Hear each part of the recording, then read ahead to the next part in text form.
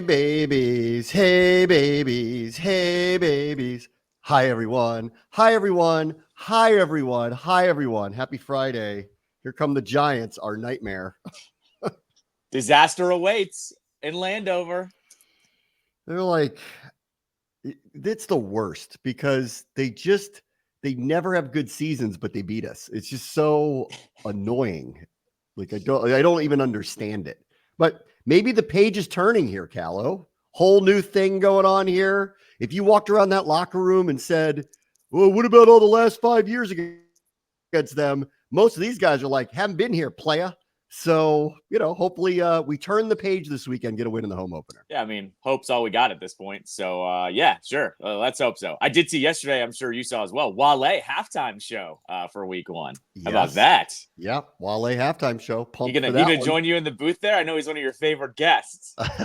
If he wants to, he's welcome. Come on up. Come on down. Let's go. I am all for the celebrities coming by and stopping in for a minute. It's just we've learned when the team's about to score a touchdown, you have to turn their mics off, because otherwise they just start screaming at the top of their lungs. So, Terry McLaurin making an amazing catch against the Chargers. Yeah. We have a camera now in the booth, so I'd love to have Wale pop by. That would be awesome. All right, there you go. That'd be really good. All right, let's get to it. How are we going to beat the Giants? Okay. It starts with, for some reason, this never seems to happen, but we need to discomfort Dimes. That's what we have to do. In game one of his return off, and this is what was the most unfair thing about them, like literally walk-a-shaming him to his car after the game the other day, is he's off an ACL injury. Like, they seem to have forgotten that part with him, that like this was his first game back, and they didn't do a lot of design runs with him, probably on purpose, which is actually a pretty good sign for us because he's killed us with his feet, really, is what he's really where he's killed us through the years. So if they're not going to do a lot of that, I think that kind of takes away his most consistent weapon. The thing that he's really good at, and he's exceptional at actually, is the zone reads and the fakes. And he's actually, but I don't know now, off an ACL, he's actually very fast. Like, don't judge a book by its cover. Like, he's actually really fast. And when he gets out into open space, he gets chunk yardage on the ground. They didn't do a lot of that with him against Minnesota. Might be a sign that he kind of, at this point in his recovery, can't do that. So that's a really good, I hope, sign for us to start with. And then secondarily, he still is, he wants to throw to his first read so bad. And if it's not there, he will start, the feet will start moving funny. He'll start pump faking a little bit. A play against the Vikings last week, he drifted into the rush. Like, he will do things like that and kind of blow up drives if you get him uncomfortable. So this one is schematic to me. This is about Joe Witt and company coming up with ways to make him feel uncomfortable, that figuring out what his first read may be. Because once you get him to the second or the third, and especially with a little bit of pressure, he has a problem in the pocket, will turn the ball over. So, I mean, that to me is, for the defense, is the game. He just can't get comfortable. That's all.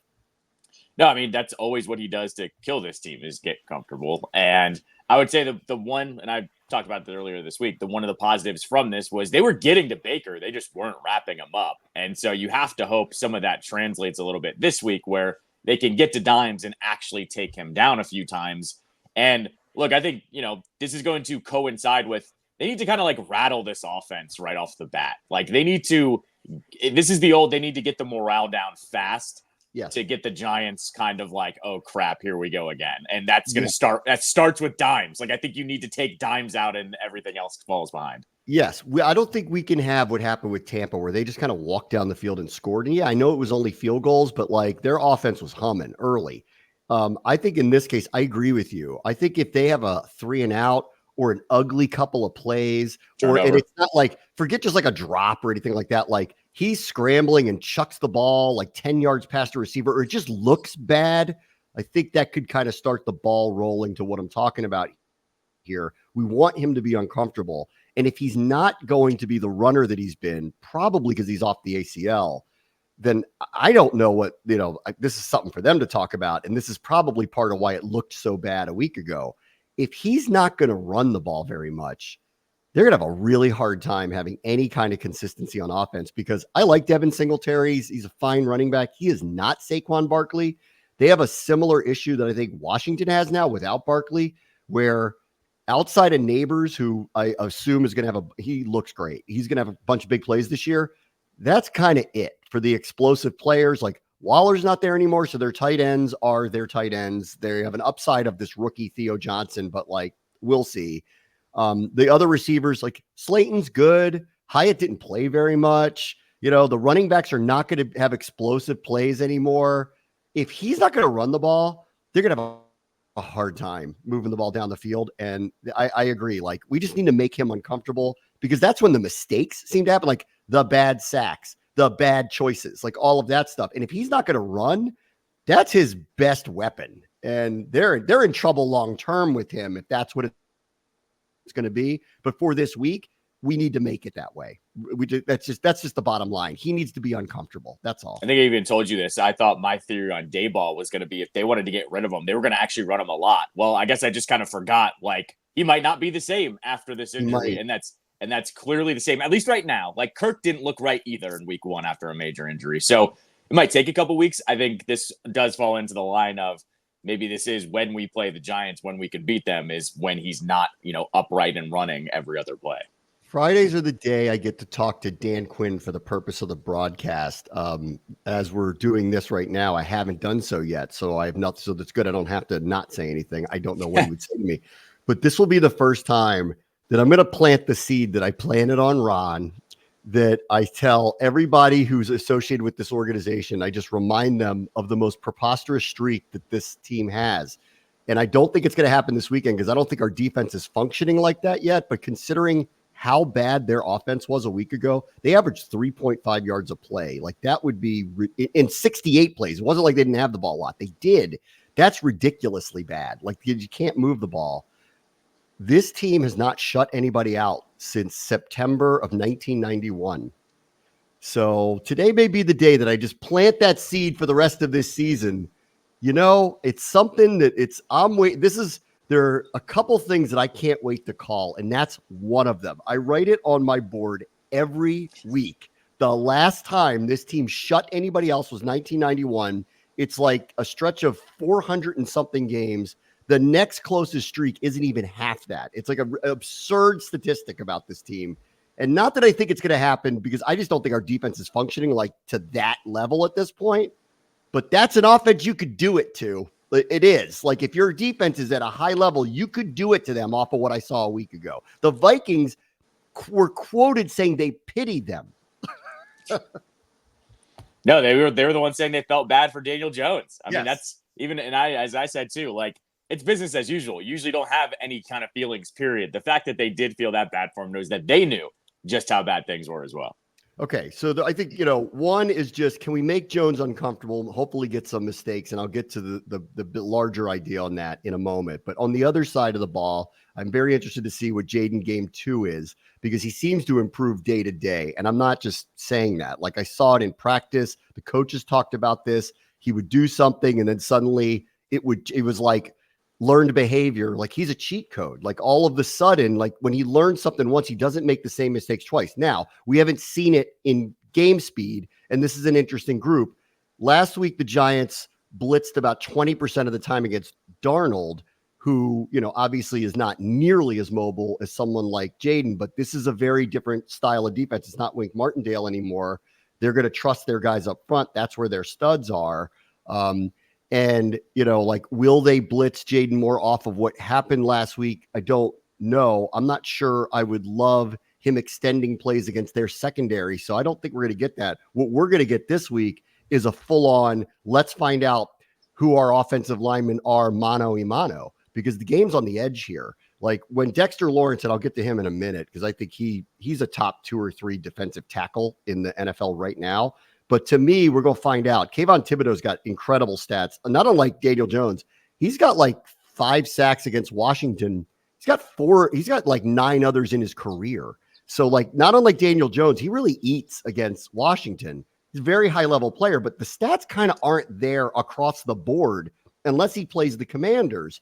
And on the other side, Brian Burns, of which I got to tell you, I was surprised the way they were using him in the first week. He was less coming upfield and lining up off the edge. He was out in coverage a lot, which I actually found very odd of a usage of him. And I have a feeling that that's going to change. We're going to find out a lot about Wiley, Coleman, Lucas, whoever it is on the edges and how they handle it, because that is by far not close. Their best position group should be the strength of their team. And this week isn't about figuring out where the rushes are coming and who's doing the loops and all the faux pressures.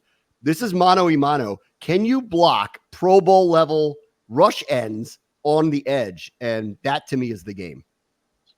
No, at least on the Giants side of things, you're right. Like Thibodeau was the main reason I think they lost that Sunday night game. Remember, like they got jobbed at the end of that, but I think didn't he have a touchdown? I feel like he had a touchdown or like a strip sack of Heineke in that game. But he's one of those guys that, yes, for some reason, every time he scored. I think you're right. I think he was either he scored or it was like at the 1 or something like that. Yeah. But he's one of those guys that I always look at when I watch the Giants when they're not playing us. I'm always like, why is he such a beast against us and no one else, essentially? Yeah.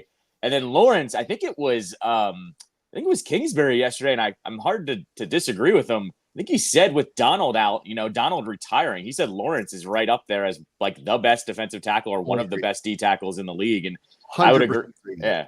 I'd agree with you on that, with him on that one. And to me, this one is just, can the offense survive that pass rush? Like Jaden's going to make them pay a couple of times, but they need to survive it. And like we're already seeing, I think it was Ferluga that wrote a piece this week of saying they can't keep running them like this. We've seen this before. And I know it's just one game, but they need to make sure that they don't, rely on Jaden to be like a bell cow running back, essentially. Yeah. I fear, though, the only way they're going to beat this front is if he does that, though. So that was, I thought Kingsbury handled those questions really well yesterday when I listened to him, because he even said, he was like, it was his first game, and the clock was, this is how I felt about it Sunday night into Monday morning. We were talking about it all week. I'm like, his clock just needs to slow down.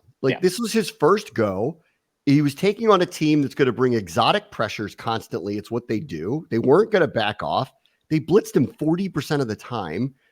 So a couple of times he took off. And if you go and rewatch, you'll see there were a couple he should have hung in there and thrown the ball, or there were a couple he should have extended and not run and thrown the ball. But I think he's going to learn from it. That's my point here. And everybody is talking about, he doesn't, no one is asking him to do that. So I think there's an overreaction to the amount of carries he had.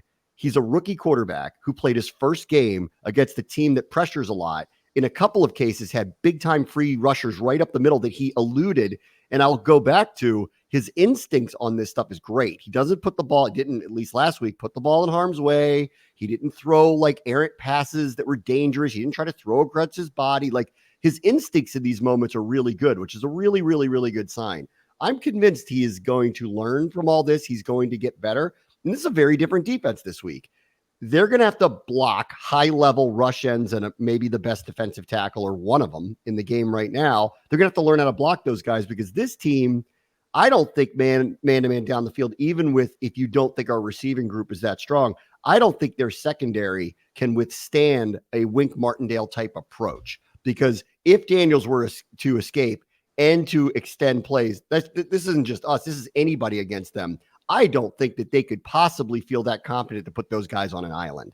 And they couldn't last week against the Vikings. And granted, one of them is Justin Jefferson. But if you look around the outside of the rest of it, it's not like they're scary. So, I don't know how they would do that consistently against us. And we'll see. All right. The other one is Dexter Lawrence, which is a big deal. This is not unlike last week when they played Vita Vea.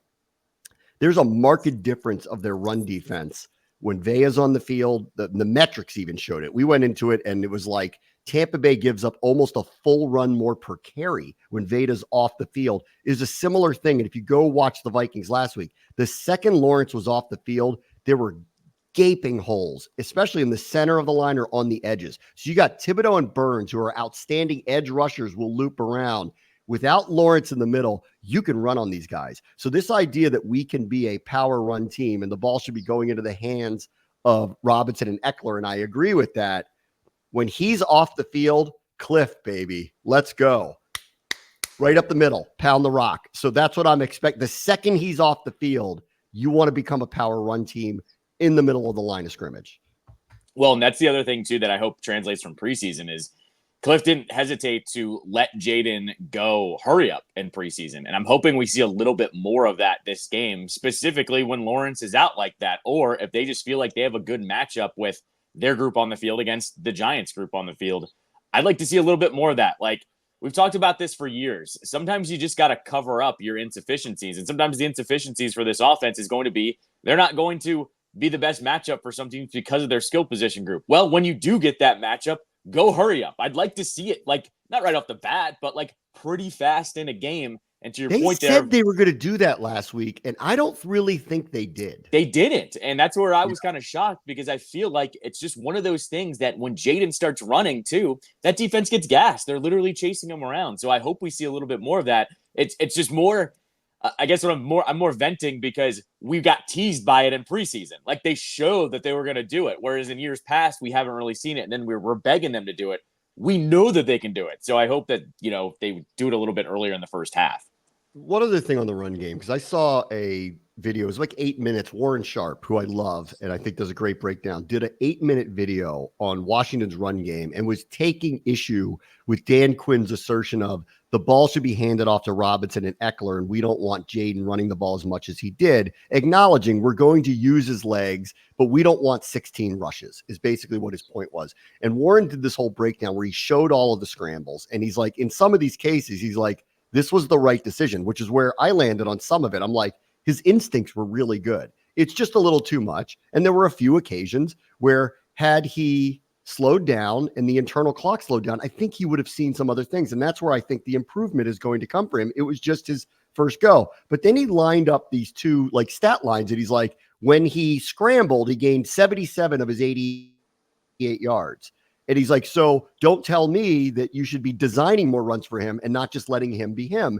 And I'm sitting there going, are you taking into account that 2 of the designed run carries were 1-yard touchdown runs and that the max yardage he could have gotten was 1 yard? And on those designed runs, he executed them. Like, Warren, come on, man. Like, you're better than that. Like, come on, man. Like, I hear out somewhat of what you're saying, but also you're also better than this too. Don't sit there and tell me that you think a quarterback just running wild all the time on every single play is the path to victory, because it's not. Otherwise, Kyler Murray and Lamar Jackson would have multiple Super Bowl rings by now. So would Justin Fields. But guess what? None of them do, because if you don't run a structured offense, you don't win big, period. So I was like, I love his work, but I was like, you are off on this one. And you are making wide judgments about the player and the team after his debut. Like, what are you doing, man? Yeah, no, I mean, Justin Fields is the epitome of this, where that's what he does. He runs around. He doesn't really run an offense. But it's funny, the Bears tried to force him into an offense, and we were all going, just let him run. It's your best chance to win. And that's exactly what ended up happening. That is not the case here at all whatsoever. We can tell Jaden can actually run an offense, call an audible, run a 2-minute drill. I mean, he showed it all already in preseason that he's got a little bit more than some of those other names you mentioned. I will say this. I will say this too. I liked Kingsbury's line yesterday as well. When he was asked about the runs, he goes, 16 runs. Lamar Jackson had 16 runs, and all he's done is he's the reigning MVP. Like, it's arguable there that he's right. Like, that gives the Ravens the best chance to win. It could give us the best chance to win when that's happening. Yeah, I think like on the sliding stuff, yes, he needs to protect himself. Was that being just hammered into him in the summer? Sure. Okay. And then this one where you're like, we need to hand the ball to, I want this guy to be himself. I really do. I think they have a special talent in him. And so I do not want to put so many rules on him that he can be himself. That said, I think this is for the betterment long-term. Like Quinn said this in the middle of camp where he goes, we're not trying to, make him a really good quarterback just right now. We're trying to have him have a very good long career. And I actually appreciate the approach with that. At the same time, there's a little bit of where I'm like, you got to let him be himself a little bit. This is what got him here in the first place. It's why he won a Heisman Trophy. It's why he kept getting better every year in college football, and why you love him, and why since the spring you're like, this guy's way ahead of the curve. Let his instincts take over. I'll hear out the coaching points, but let his instincts take over. All right, one more thing that I want to bring up, and this is where I think also the game's going to be. I expect both teams to turn the ball over here. Like, in fact, I'm putting the over under on turnovers in this game at 3. Like, I think we're going to get a few. If we don't get any from the Giants, it's malpractice by our defense, frankly, considering what Jones looks a little bit limited, very hesitant, not confident. Like, if you don't get a couple of turnovers, whether it's sack fumbles or interceptions or something, you're doing something wrong this weekend. And then this week, Burns and Thibodeau winning on the edge a couple times won't surprise me. So who takes advantage of these? That's the ball game of this too. You get a turnover, you don't score, it's going to bite you in a game like this. You get the turnovers and score, I think the momentum changes immediately and the ball starts rolling downhill. So I think this is a turnover game this weekend.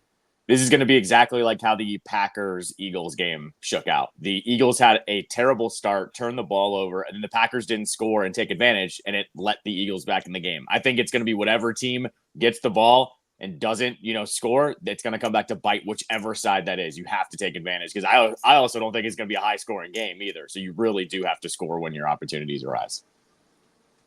All right, that's what I think about that one. Let's get to the rest of the week 1 slate next. Brave Boys Show, ESPN 630, the Sports Capital. All right, welcome back. I don't know why I teased we were doing week 1. It's week 2. I'm like already just out of it. Yes. I watched a little bit of the game last night. I saw the hit on Tua, or actually the hit he gave himself. Yes. Actually, like when we talk about guys, protecting themselves, that was the wrong way to do it. And he's paid a price for it. Like, that wasn't a bad hit. In fact, Hamlin looked like he was not trying to deliver a blow and took one that he was surprised by head first from the quarterback. It's just not how you do it. So this is unfortunate. This happened. Clearly he suffered a concussion.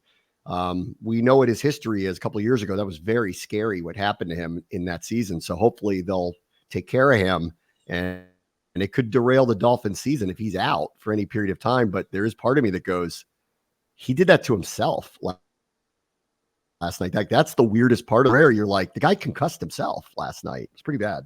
Yeah, I was watching pretty much the entire game live. And when he actually took the ball down to scramble, I was like, oh, good play here. He's going to get a first down. But then I literally yelled at the TV, slide, because for some reason he put his head down. Like, that was old school. Like, you're actually not even supposed to do that anymore. And I couldn't really believe he went like that, because you're right. Like, Hamlin wasn't lining him up for this huge hit or anything either. Like, he wasn't trying to line him up. And it's just unfortunate. And I like I said, I watched live, and it's when his hands did the curling up thing. I was like, oh no, like, he's out. Like, there's no way you can bring him back in. I mean, yeah, just, you're having all these former players call him to retire today. I mean, I'm not one to say that.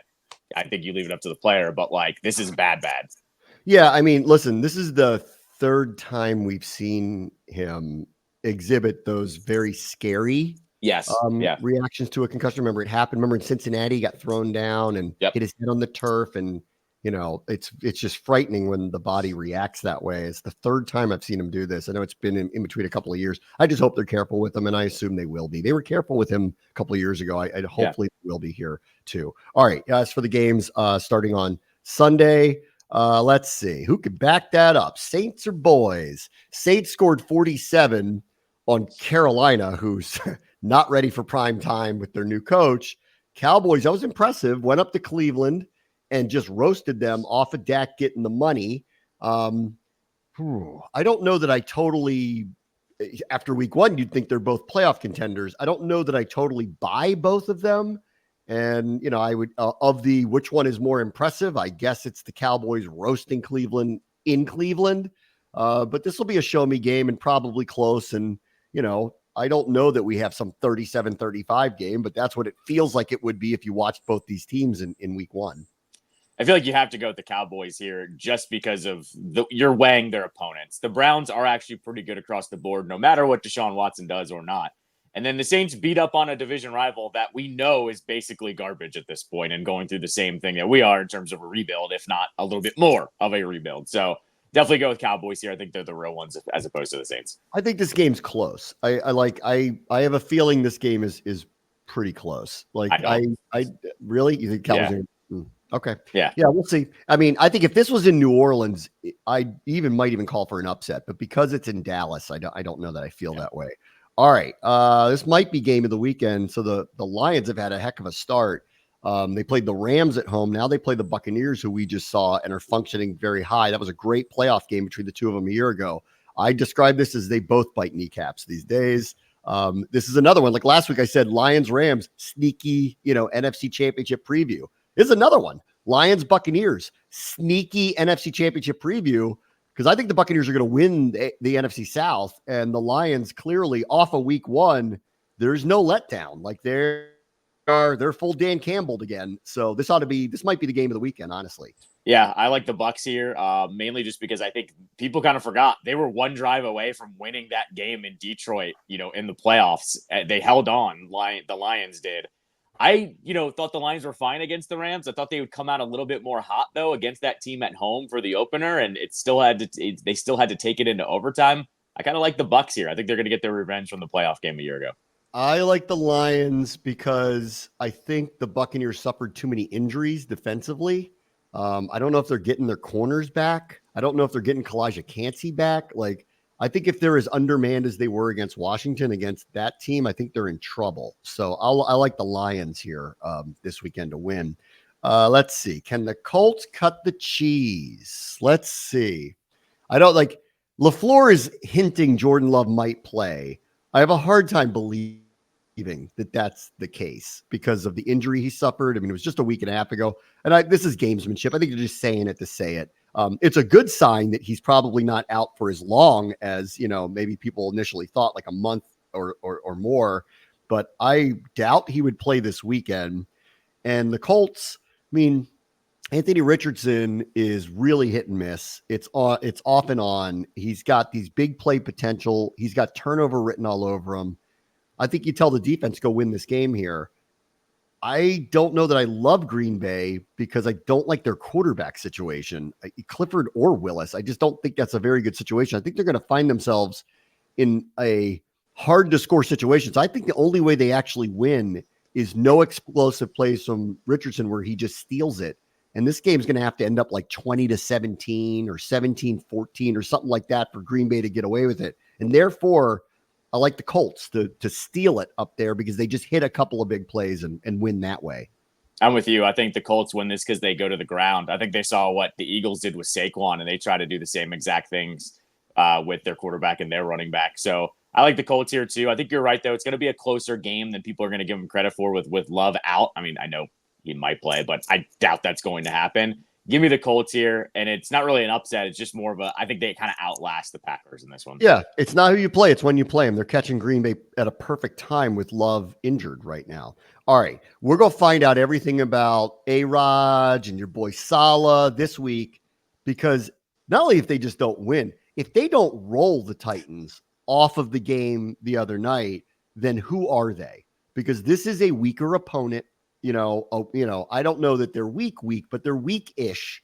And the Jets, if you are a contender, you just brush off that you just lost to the NFC champion and you don't worry about it. And you go down there and you beat these guys badly. So I expect them to do that because I just think they're that level of a team compared to what Tennessee is. But we're going to find out if they are. So we're going to find out if they can RELAX and go down there and take care of business. That's all. But I think my gut says they're going to, that they're going to win by a couple touchdowns. I'm going full panic mode here. I think the Titans beat them. I think the Titans actually were pretty good against the Bears. The Bears defense is the one that won them that game.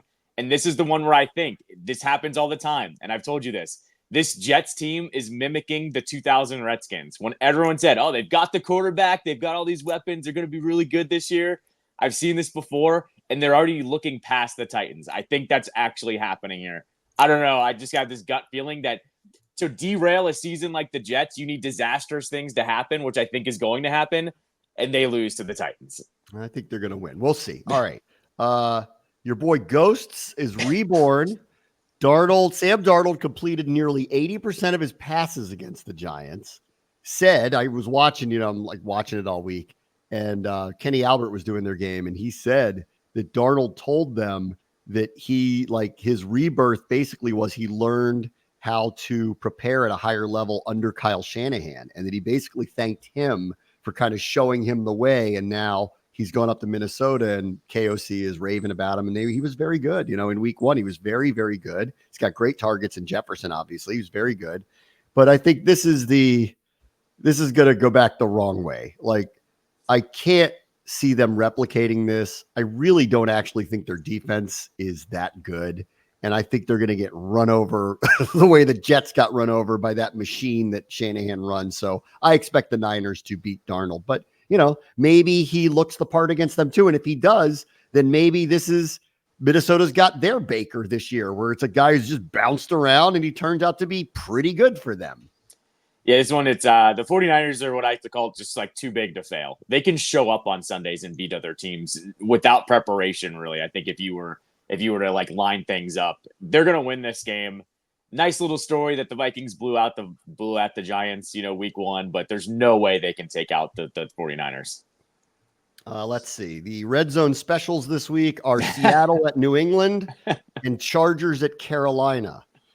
Seattle at New England. That stinks of New England somehow starting 2-0, honestly. Like, I said this after their game against Cincinnati, and I said it after the preseason game. I really like their defense. So you get Seattle traveling across the country to play them. They're going to end up in some 16-13 game, and New England might win. So that's the red zone special with no highlights if it's going to be 16-13. And Chargers Carolina, I mean, it can't be as bad as it was, or maybe it is. And if that's the case, then Harbaugh destroys them and wins 24-7. Like, these are the type of teams that Harbaugh eats. So these are red zone special games, though. Just let me know what the results are. Kind of don't care. On the Chargers, this is one I'm looking for to see. Does Herbert actually look good without his wide receivers? Like, they didn't score enough points for my liking against the Raiders last week. This is you should eat this opponent in the Panthers. I want to see if Herbert actually ends up being really good, because I don't think he was good enough last week. Let's see. Oh boy, Cleveland gets Trev. If the Browns lose here, I'm going with they don't recover. That they're in the wrong division, because one of them, two of them, maybe three of them are going to be too good to catch. They're going to be dealing with the Deshaun stuff for a while until it's settled. And I'm a little surprised that there hasn't been more movement either by the Browns or the league or somebody, because the allegations against Deshaun were really bad. And then on the field, it was really bad too. Trev and company let one get away. They could have won in Miami last week. So they'd be sitting on a really hot start here. This game is down in Jacksonville. I like the Jags. I don't like what's going on with Cleveland right now. They got roasted. They got problems with the quarterback. I'm assuming he's playing. Give me the Jaguars to win 24-13, something like that. Do you know what's the name of the stadium down there in Jacksonville? They changed it. I don't know. They just changed it. Yeah, they're changing it for one game to be like Lawrence Stadium or Trevor Bank Stadium or something. Yeah. I know how I feel about these stupid bits. They always bite the other team, and you know what? Give me the Browns. Give me the Browns. I also, just to use one little bit of logic here, they were up on the Dolphins pretty big, pretty early. They blew the lead. Yeah. I hated what I saw from the Dolphins, and I even picked the Bills yesterday on my show to straight up outright win that game. And it was over before Tua got hurt. So don't talk to me about that. But maybe the Jags were a little bit better than we thought last week, and the Dolphins were worse than we thought. The other way around, my bad. The Jags are worse than we thought because of the Dolphins. I'm going Browns here. I'm not buying the Jags. I'm still not buying the Jags. I know it's a home game, but give me the Browns to bounce back and win. These should be chalk. Baltimore over the Raiders at home should be chalk. And yep. I think the Rams in Arizona, albeit I know it's a division matchup, and Arizona was very competitive last week. I trust McVay in these situations. So I think those are chalk.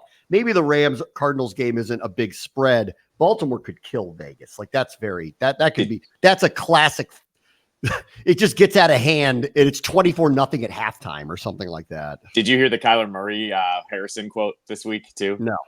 He was asked, hey, he only got one catch in the game, 1 for 4 yards or something. And he was asked, how do you get Marvin more involved in the offense? And he goes, well, that's not my job. That's my offensive coordinator's job. And I'm like, dude, You've been in the league for like 4 or 5 years now. It actually is your job to go to your coordinator and go, hey, we need to get Harrison Jr. some touches here. And like, he didn't say it. It didn't come off as bad as I just said it, but he still said it. That's not my job. And I was just like, That's not good. All right, man. Like, come on. Like, the more and more I hear him talk, the more and more I think he's so unserious about football. That's every time I hear him now. Take the bus. Yeah. It's your boy. Is your boy. Let's see. Steelers Broncos. Let's ride. Let's see. I didn't catch who is it Fields again this week? Is it Russ? I didn't even catch.